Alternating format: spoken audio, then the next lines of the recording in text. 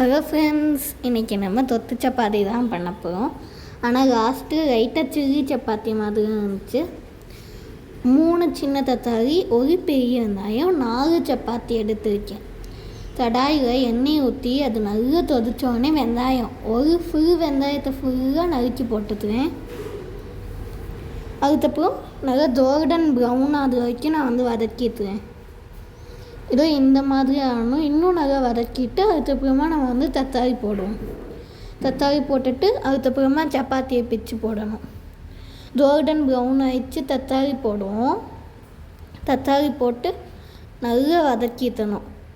அது இருக்கிற தண்ணி எல்லாமே வெளியே நல்ல ஜூஸ் மாதிரி ஆகணும். அந்த தண்ணியெல்லாம் நல்லா இன்னும் கொஞ்சம் ஒரு 5 மினிட்ஸ் வதக்கிக்கிட்டே இருப்போம்.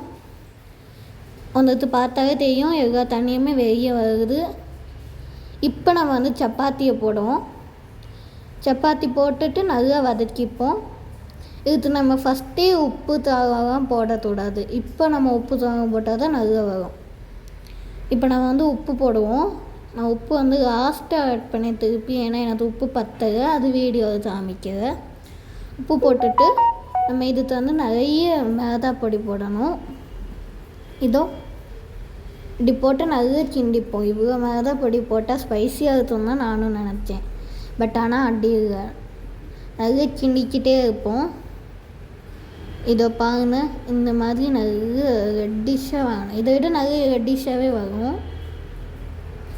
நல்லா கிண்டிட்டு அதுக்கப்புறமா நம்ம லாஸ்ட்டாக நல்ல தொத்திட்டணும். ஏதாவது ஒரு தரண்டி ஒரு சம்திங் வச்சு பார்த்திங்கன்னா எவ்வளோ ரெட்டாக இருக்குது, தாகமாக இருக்கும்னு நினச்சிருப்பீங்க. இல்லை, நல்லா இருந்துச்சு. இதோ இதான் எண்டு. பிடிச்சிருந்தா லைக் பண்ணுங்கள். பாய், லவ் யூ ஆல்.